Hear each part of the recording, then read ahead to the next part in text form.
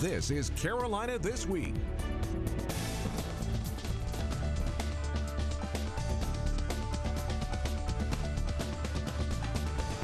Carolina This Week with Tim McGinnis.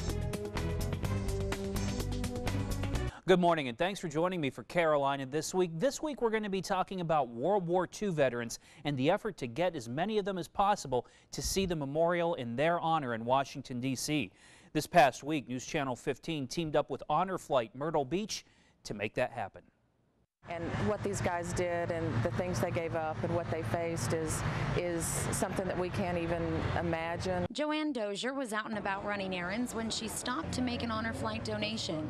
I just think it's important to remember those guys and appreciate what they did. It's nice. Everybody seems very interested, so that's a good thing. The flight that takes our World War II veterans to the nation's capital to see their memorial costs around $60,000, but the experience is priceless. Well, actually, I've had the opportunity of going to Washington with the Honor Flight the last time, and I enjoyed it so much, it was a real thrill to see all the memorials, not only the World War II memorial, but the others. I enjoyed the association with the other veterans as well, and the chance to have some interchange with them. News Channel 15, along with Movin' 94.5 and Easy Radio, spent the day at Wholesale Furniture with Honor Flight organizers.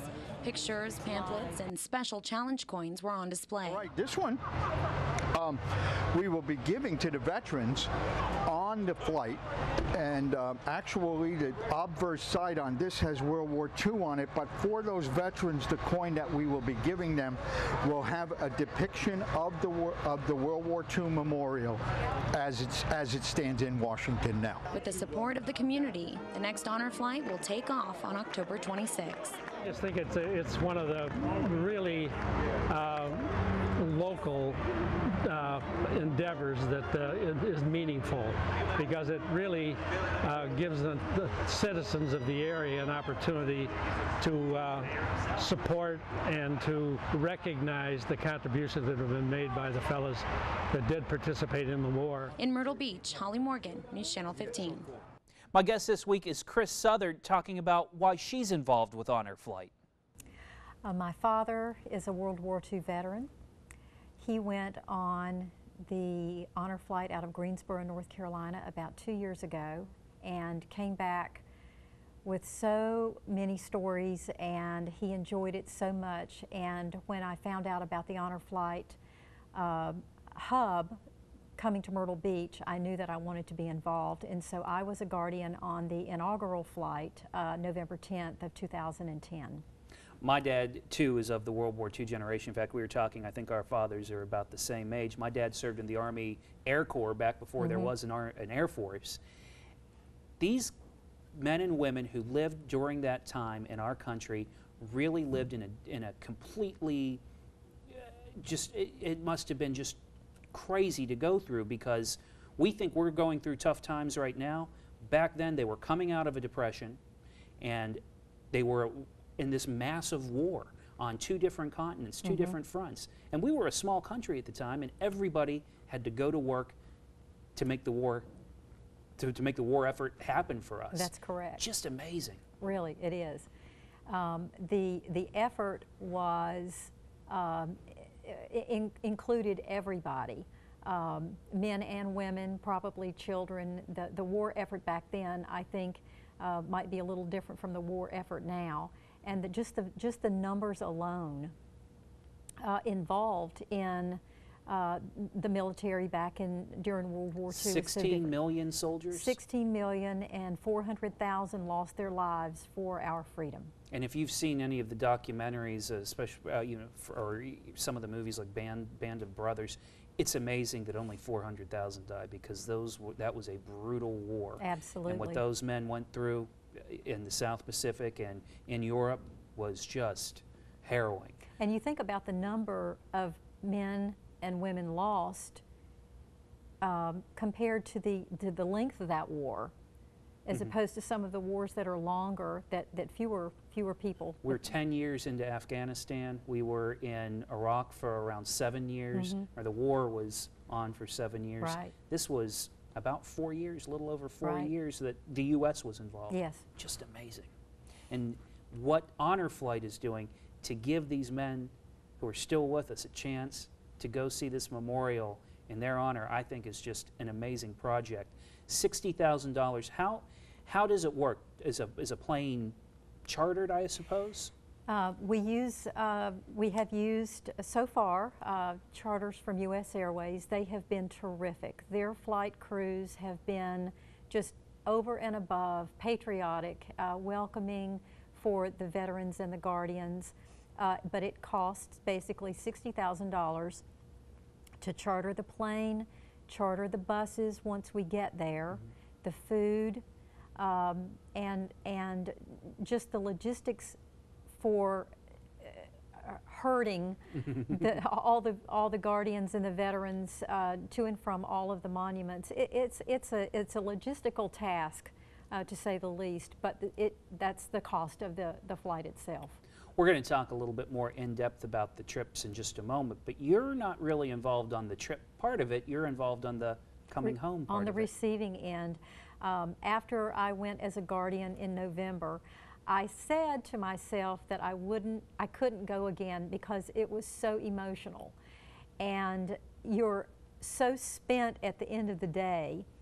And so I decided that I would be on the receiving end. And so I have been helping with the welcome home ceremonies at the airport upon their return. And these ceremonies, and you saw some clips of them in that story we ran from Holly, and we're going to see another story from Holly Morgan in a minute. Don't go anywhere. You don't want to miss this one.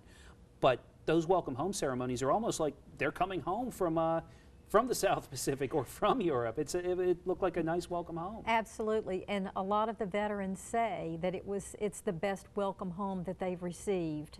And so many of the groups, the school groups, it's a learning experience for them. It's a history lesson for all of us. But to have the crowds that we've had from this area at the airport to welcome these men and women home has just been phenomenal.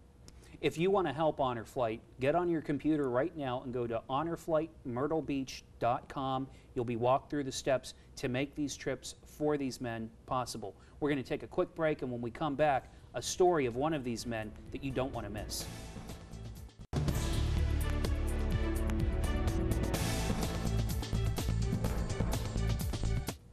Welcome back to Carolina This Week. Joanne Southard's joining me this week. She's a volunteer with Honor Flight, and we've been talking about these men who served our country. And I say men because it was mostly men back during World War II. One of them, and I think everybody's seen the iconic picture of Iwo Jima with the Marines on top of the mount putting the flag down. One of them is from our area who was protecting the photographer who took that picture on that day. His name is James Griffith. Great man. Watch the story that Holly Morgan did. But this is me. I'm smoking, and I carry a Thompson submachine gun, so you can tell I don't have a rifle like the rest of them. As a demolition specialist, James Griffith was carrying 100 pounds of explosives when he met Joe Rosenthal at the base of Mount Suribachi. When we got down and the snipers were going for him, and I tell him something else now, I told him later, Joe, if a sniper had hit me, people within 100 feet of me be dead, because I had that much demolition on me. Griffith had a mission to drop demo at the top. He came up to me, and he says, are you going to the top? And I said, yes, I am. And I said, I'm getting my breath. As soon as I get my breath, I'm going to the top, because I'd been running most of the time. And so he said, can I go with you? Well, yeah, you can. Come on. So we crawled. The now 91-year-old Griffith planned to drop the demo and head back down, but his lieutenant ordered him to stick by Rosenthal's side. He says, what are you doing? And I said, I'm leaving. He says, you guard this man. Don't let anybody hurt him. And says, it's up to you to keep him alive. After a day and a half, Rosenthal had taken all of his pictures. And he was waiting for somebody to go back so that he could go with him. The picture Rosenthal captured under Griffith's watch is the most reproduced image of World War II. And Joe, being Joe, he signed it in pencil, which I thought when he gave it to me, why didn't you use a pen? Well, I found out that when you use a pencil, it will print. A pen will fade out. So you can see this is the original right there. A scribbled signature served as a reminder that Griffith had seen it all, or had he? But I had never been to the World War II monument. But Honor Flight changed all that. It's a nonprofit group that takes World War II vets to see their monument. He also got a special surprise from hundreds of Marines preparing for a Memorial Day ceremony. When I went up that hill at the Marine Memorial and being part of it from the beginning, and there's 500 Marines out there marching. I had no idea we'd run into that. And when the first sergeant came down, that was a terrific thing for him to come down and call my name off, and I don't know how he got it. Maybe it's because of all of the Marines seen in the pictures taken by Rosenthal during the battle at Iwo Jima. Griffith may very well be the last one standing. As far as I know this boy, Strachan lived in Cherry Grove, and he died in an automobile wreck about 3 years ago. We think me and him were the last two, so that leaves me. In North Myrtle Beach, Holly Morgan, News Channel 15. James Griffith, a real hero. That is, to know that he's living in our area, and he had a part of that picture that will live a lot longer than either of us will. That's right. That is amazing. And your own dad, we were just talking about it, he spent time in a prison camp in Germany. Yes, he did, 18 months. And because he was a farmer growing up, apparently during the harsh winters of that part of Germany, they needed potato farmers, and so my dad knew how to grow potatoes, and so they put him on this farm growing potatoes. Wow. The stories are just incredible. Mm-hmm. And these men, I mentioned it earlier, and I hate to give out grim statistics, but we're losing them, they said, at a rate of around 1,000 to 1,200. Not a week, not a month, a day. Every day, that's exactly right. And according to the statistics that I have, there are about 1.6 or 7 million left in the country. And with 1,000 to 1,200 men and women, dying a day, if you did the math, in about 4 years, they're all going to be gone. Right. If somebody's out here watching this wondering, maybe I'll get the checkbook out, maybe I won't, what will, tell us walk me through a dollar maybe. What's your money going to do? Well, obviously we want to fill a plane. Mm-hmm. The veterans all go for free. The Guardians pay $500, and that covers their flight, their bus, their food, but it also covers the a major expense for the veteran himself. There's also the advertising that we want to do, but we get a lot of, our donation money comes in various forms. We're getting more and more people interested and involved in the program here. Mm-hmm. And from what I was told, we have about 2,000 veterans living in the Horry, Georgetown counties, and we would like to send every one of them to Washington, D.C. Mm-hmm. So when we have our fundraisers like we did this week, certainly monies that are left over from this flight will go towards the next flight. And I imagine, a lot of businesses out there, they might give donations. And absolutely. Can you write this off on your taxes? Absolutely. We are a nonprofit. We are a 501c3, mm-hmm. and so absolutely you can write it off.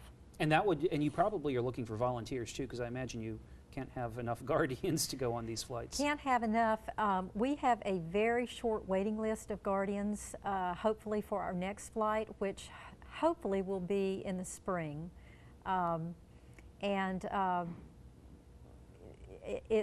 we never have enough. You can never have enough because there's a lot of area from Little River all the way down to Georgetown and out to Florence and Marion, and so we need a lot of volunteers. And this is a patriotic community. I've been here for Absolutely. 2.5 years, and I have never seen so many people that are really ready to rally around the troops, the Marines, the soldiers, the airmen, all the people that have helped make our country safe over the years. Absolutely. It's fantastic. It is. I want to take another break, and when we come back, we're going to take a look at some pictures from a trip so you can see what these guys actually get to see when they go to Washington, D.C. We'll be right back. Welcome back. Again, this week we're spending the entire half hour to talk about Honor Flight and World War II veterans and getting those veterans who are still with us up to Washington, D.C. to see that fantastic memorial that's in their honor. It's been there since 2004, which is as long as Honor Flight's been around. Honor Flight Myrtle Beach is a little bit newer. Right. I think we started in 2010. Our first flight was November 10th, 2010. And there's one coming up on October 26th, and we're going to look at some pictures in just a second. But before we get to those pictures, honorflightmyrtlebeach.com. You can find out how to volunteer. If you'd like to go on one of these trips and be a guardian, you can learn out how to just give money to help these guys get up there and see it. Let's go ahead and take a look at some of the pictures we have, and Joanne can kind of talk to us a little bit about what you do on these trips. This is clearly at the World War II monument, and I don't know if a lot of the viewers know that a good bit of the granite used for the monument comes from Kershaw, South Carolina. Oh, wow. We go to the monument first. We are greeted by school children, military groups. We assemble there and have our picture made. So that's our first step, and you see some of the veterans being greeted by total strangers, which is what is so awesome about this trip. Is it possible to keep your eyes dry going on? No. No, and they have the greatest signs, and they're so genuine in their thanks, and they certainly feel honored.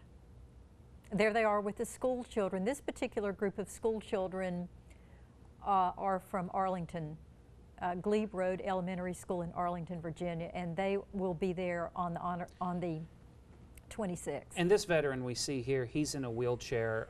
When I was at the fundraiser last week, a lot of veterans need a little help getting around.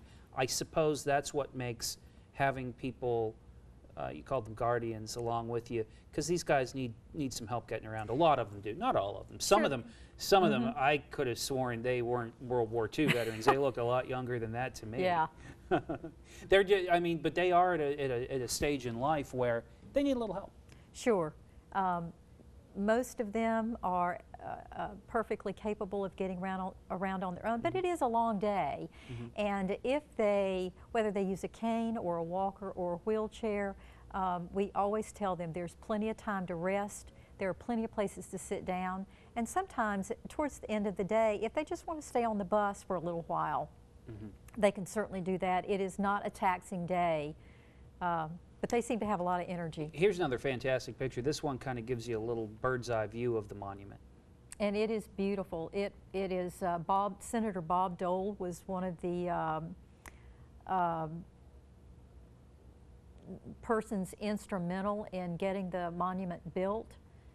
And he's of this generation. He fought in World War II. Absolutely. Yeah. Do the men, it's been a long time since they were young men, 20, some of them younger than 20 years old when they were over there. My father and your father weren't 20 yet, because my dad was 17 or 18 when he joined. Right. Do they still have a connection to that time despite the 60 so years that have passed? I think they do. The connection seems to intensify even more when they're together, because they all share the same type of stories. And as I said earlier, they are a walking history lesson. Yeah. Things you just don't learn in a book. You hear from them. Here's another picture. This looks like a little bit, this is your realm here. I think this is a welcome home ceremony. This is our our homecoming at, and I believe in the background are the Knights of Columbus, and they are, they're just terrific. They come out in full regalia. They are right at the front of the line, and this is our group coming off, and as you can see, they are, this is, I can almost be certain that this is at Arlington National Cemetery, which is the last stop of the day to the Tomb of the Unknown Soldier. They have a wonderful program. You see the changing of the guard, the changing of the wreaths. It's a very solemn, very quiet, and very much appreciated. And there are these honor flights that are all over the country that are flying into Washington, D.C. It kind of, looking at these pictures and from what you told me, it amazes me that these people who, I guess are mostly from that area, that come out to greet them there. Oh, absolutely. And because there are so many tourists there, even the tourists, you know, just walk over as complete strangers, thanking them for their service. Yeah. And making them feel just that much more special. Right. Here's another pic. This might be one of our last pictures here. This is again the throngs of people who come to thank them for their service, to welcome them back home, and it is truly a hero's welcome, and it's exactly what it's meant to be. Yeah. Anytime I see a veteran of a foreign war, I almost feel compelled to go up and just say thanks. I think a lot of people are like that. I do too. Yeah. Well, this has been fantastic, Joanne. A real education on what Honor Flight does for these men who are unfortunately leaving us all too quickly. And hopefully you can help out to send some of them up to Washington, D.C. to see that memorial in their honor. Once again, Honor Flight Myrtle Beach.com, or just visit my Facebook page, which is facebook.com/Tim McGinnis WPDE. I'll put the link up there so you can get in there and help send these guys up to Washington, and maybe you can go yourself. Joanne, thank you for talking to me about this today. Thank you so much. It was a pleasure to be here. Stay with us. We will be right back.